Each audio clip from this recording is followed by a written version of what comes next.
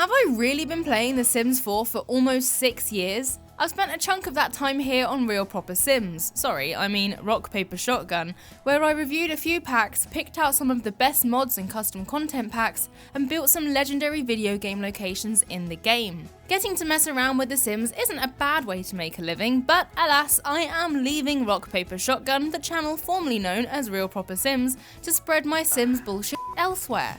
So it's time to wrap the whole thing up. I've never given the game a proper review, so that's what I'm going to do today. There's a lot to cover. The game itself is large and is played in so many different ways by so many different people.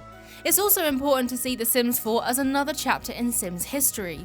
The Sims 1, 2 and 3 all changed the direction of the games, shaped our fan expectations and got us to where we are today. If Sims 4 is your first game, I may sound like grandma complaining about how things aren't like the good old days, but I promise not to offer you any stale biscuits, so please stick with it. But let's look back on The Sims 4, 5 years after release, a few months after The Sims 20th anniversary, where lifelong fans were rewarded with a hot tub. I'll try not to let that little present tarnish this entire review.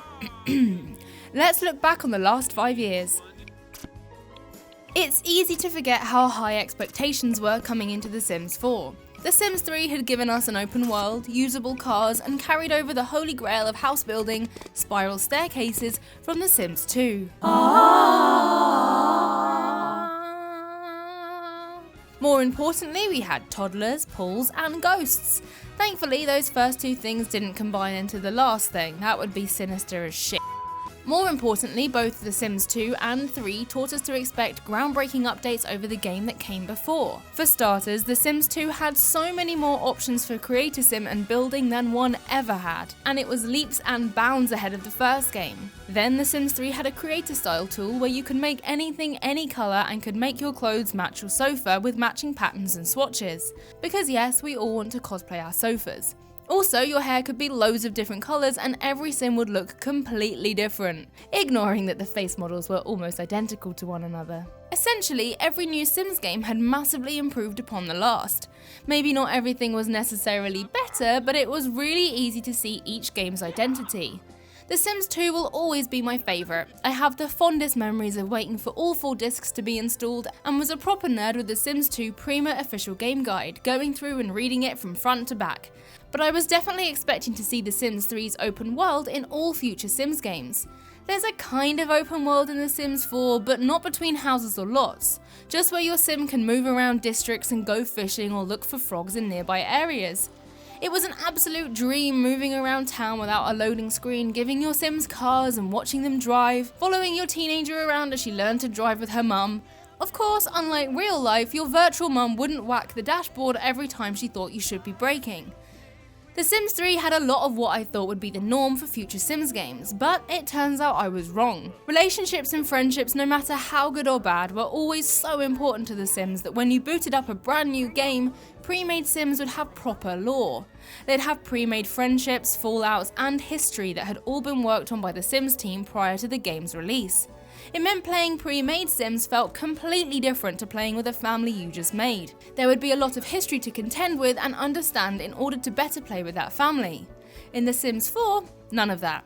Sims don't know their neighbours, they don't have any history with anyone else in the town apart from their family, so it's pretty much like playing with a family you just made in a house that's badly and barely furnished. Sure, that's mainly so that laptop players can still get a good experience, but some of these house designs are bad. So what is the point of playing with them? It used to be great when your neighbours would come over and start bickering with one another.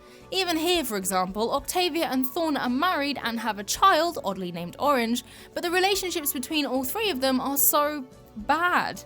A massive step back. There's something about a nice, easy, accessible game that is completely different to a blank canvas with a few ideas thrown at it, but none turned into the full picture. The Sims 4 was certainly lacking when it released in September 2014. How can a series that was so centered around drowning Sims in swimming pools not have pools at release? What are we meant to drown Sims in now? The spitting fish fountain?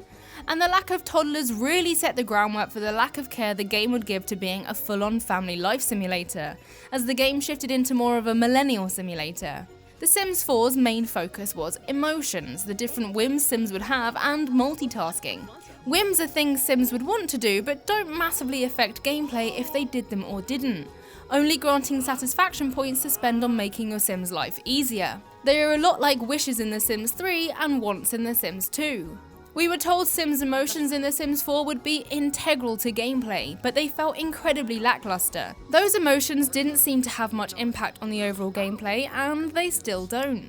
Your angry Sim can calm down in a moment if there's a particularly calming painting hanging up somewhere, and embarrassed Sims will still continue on with their conversations as normal.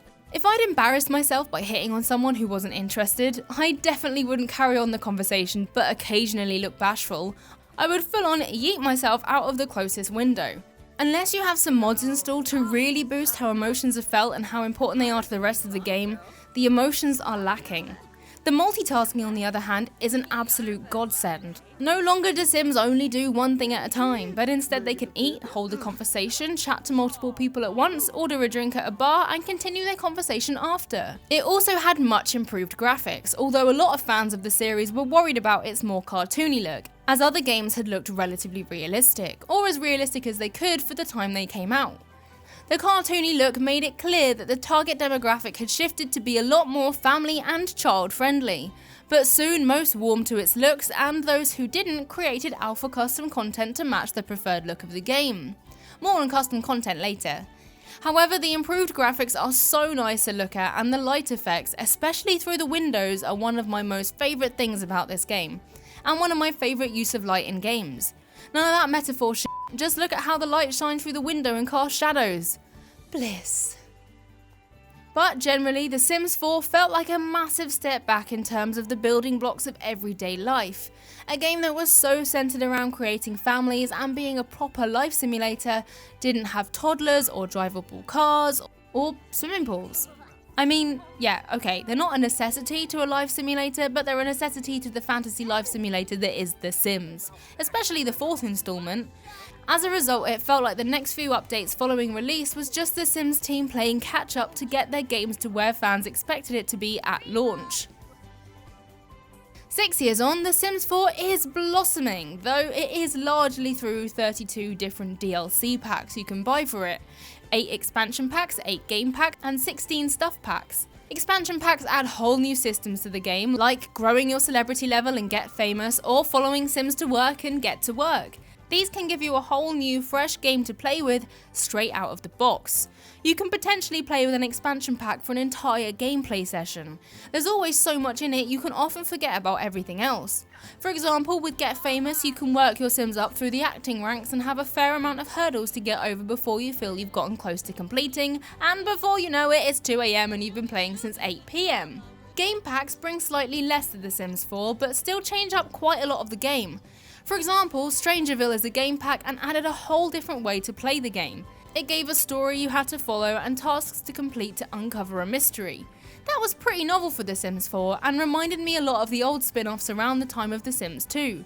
The Sims Pet Stories, Life Stories, and Castaway Stories, where you'd play a single-player story-led game. Stuff packs are the tiny little packs that add various items to create a sim, build and buy, and generally give you a lot less, hence the cheaper price tag. But with 32 different packs you can buy, does that make the game any better, really? Well, there have also been regular patches throughout the game's life. We're currently at patch 94, and they all have tiny tweaks to make the game even more improved and sometimes even bigger updates. For example, there was a whole patch adding LGBTQ+ inclusive content, which included loads of pride flags and a range of rainbow clothing, all for free. One patch added terrain tools, again something that was not there at launch and something that many fans of the series missed, and another patch added gender customization, meaning male and female Sims were out, and instead Sims can now be made with masculine or feminine frames, with masculine or feminine voices, clothing preferences, or deciding on whether or not a Sim can make others pregnant or get pregnant themselves. Often there are strange bugs, like that time when you take your Sims to dinner at a diner and another random Sim would come over and take their food from right in front of them and wander off and eat it. Good times. Remember that? We'll laugh about it one day, I'm sure. We've also just been given a 6-month roadmap at time of writing, which says we can expect an expansion, a stuff pack, and then a game pack, in that order, over the next 6 months. It's anyone's guess what they could be, and I think a lot of people are shocked they're still even working on The Sims 4, as I think most fans are expecting The Sims 5 to be at least announced by now. The game is just as popular as any of the previous games, with over 200 million monthly players. What I love about The Sims 4 is that it has always been laptop friendly, whereas The Sims 3 was a bit of a laggy bastard, and is even more accessible now that the gallery is usable for console players. The gallery is where players can upload their creations to share with the rest of the community. From Sims to lots and from pets to rooms, anything a Simmer can make within the game can be uploaded there. Speaking of, if you're interested in any builds, might I direct you to some of my speed builds where I build famous PC gaming locations in The Sims 4. All available in the gallery, links are in the description. In all honesty, The Sims 4 is a great game to build in. It's my preferred thing to do in The Sims 4. It's not quite as good as the previous installments to have long family legacies of Sims with big happy families, as most of the content and gameplay is centered around young adults and adults. Even for university goers, you have to be a young adult before you can apply to go. The packs add things that are most likely just good for individual Sims, a lot of new careers, places to live, but hardly anything has ever focused on families. Sure, we've had a few packs, but there are so few of them. Kids room stuff, toddler stuff, and parenthood are the only ones that are truly focused on family play. Even with them though, it's boring to play as other life stages, for me anyway, and it just hinders my enjoyment of the game. I mean, family trees didn't even exist on release. What the heck? I've not really been able to enjoy creating a family in The Sims 4 for a very long time, but that might be because I've fallen into a custom content hole and can't stop building. I keep asking myself if The Sims 4 is better now, but it's a vague question. Do you answer it in terms of, is it better than previous installments, or do you answer it as better than it was at release? The Sims 4 brings a lot to the table in terms of technological advancements, but when you're in live mode, it can still feel like it's lacking proper life without mods. It's much easier to play these days than previous iterations were, just thanks to technology, and it's leaps and bounds better than it was at release, but that's because it felt half finished at release. I said it earlier, The Sims 2 will always be my favourite. It was the installment I played the most, and it had so much goodness in it. It was more grown up, even for the age I was playing at, and it had a lot more fun with itself. The fact that there were wants and fears rather than just a happy world of wants meant that things could go absolutely terribly in The Sims 2. You could easily mess up your career or relationship with one wrong action. The trailer itself shows how much fun it wanted you to have in the game, and most importantly, it was much harder to do well in The Sims 2 than 3 or 4.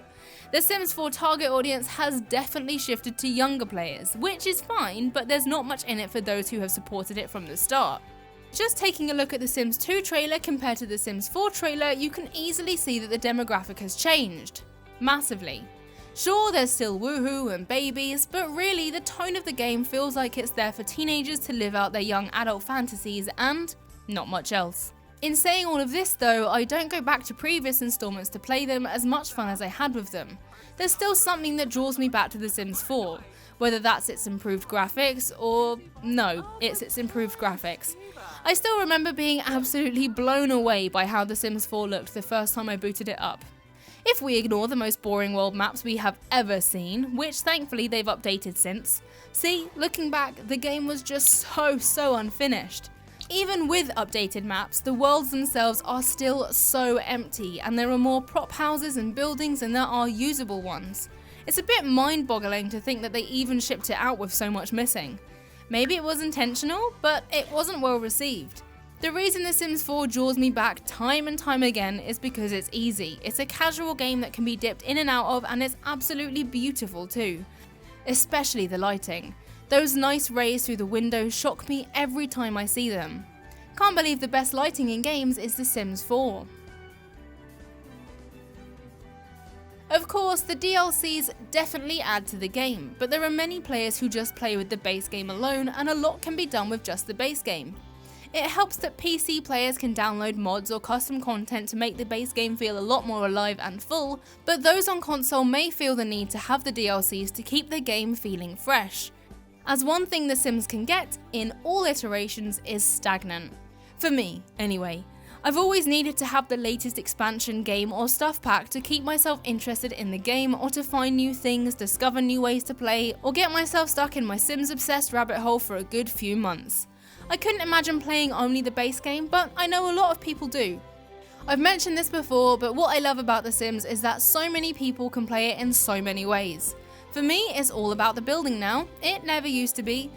I love a lot of the packs for what they bring to build and buy mode and any new worlds over live mode now. Saying that, I did really enjoy playing through Get Famous and Strangerville properly.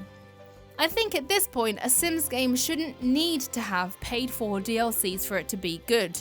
But unfortunately, I think The Sims 4 does mostly need the DLCs or mods and custom content. And while it's amazing that the community are so good at creating things the Sims team haven't, I do not think it should be down to a community to fill in the pieces that they feel are missing. For example, the Meaningful Stories mod makes the emotions a lot stronger and can give Sims a whole new lease of life, making them behave in the way we were all expecting. For example, depressive ruts can now last for days rather than a few hours. I could understand if it were just a few niche corners, but the community as a collective have the same feelings about things that are missing and let the Sim Gurus know on a regular basis. The Sim Gurus are the community-facing members of the Sims team and often mingle with fans and content creators alike. A lot of the EA game changers are not afraid of letting their honest opinions get back to the Sims team, but still not much seems to really be acted upon. However, the community has currently voted on what they want to see in the next stuff pack, which is a step in the right direction, and the Sims team have also said that the next expansion pack will come as a surprise to a lot of fans. So here's hoping for a Spiral Staircase Factory game pack. You don't need mods or custom content, but I think if you're on PC and you don't have the money to spend on packs or don't want to spend the money on packs, then they're probably a necessity. You can get custom content for all catalogues, create a sim and build and buy, and you can get mods for many things from adding realistic sex to your game to adding more traits or even just quality of life things like UI cheats where you can fill needs or give more money with just one click. I've made a couple of videos on the best mods you can add to your game to make it better or naughtier. Click the top right of the screen now to check one out. And obviously, if you're on console, you can't use custom content or mods, so you're most likely going to have to choose a select few packs to make your game a tiny bit better. But my favourite packs shift and change a lot depending on what I want from the game. Like I said, there are many ways to play The Sims 4 and it's completely down to personal preference. But if you are interested in my favourite Sims 4 packs, check out the video on the top right of the screen now. It's a little outdated, but I still agree with the majority of it. The Sims 4 is still a relatively expensive game to buy 5 years after its release. I would say it is worth it for me as I've played it very consistently for the past 5 years. However, I would be less inclined to say it's worth it this far into its life, especially if there's a Sims 5 on the way soon. However, the game is often available for free every now and then, and just because The Sims 5 is maybe on the horizon, doesn't mean you'll immediately switch over to it. I definitely lingered on The Sims 2 for a long time before completely switching over to The Sims 3, and the same was the case with 3 to 4. It's all down to your personal preference, but maybe wait for the next free weekend. Those free weekends, by the way, you get the game for life. Not just for Christmas, or the weekend. It's unfair of me to say that The Sims 4 and all of its packs are worth the money, as I started getting press copies of them at the time of the Seasons pack, but I bought all of the ones prior to that with my own student loan money. It's a lot of money to spend on a franchise, so I think it's definitely worth researching them properly to make sure you're getting packs you will like to play or enjoy the content of. EA has mentioned work being done on the next generation Sims, but announcements are vague and full of nonsense marketing speak. I hope that whatever is next for the Sims franchise is less empty and lacking than The Sims 4 was on release, and I hope we get spiral staircases and damn bunk beds.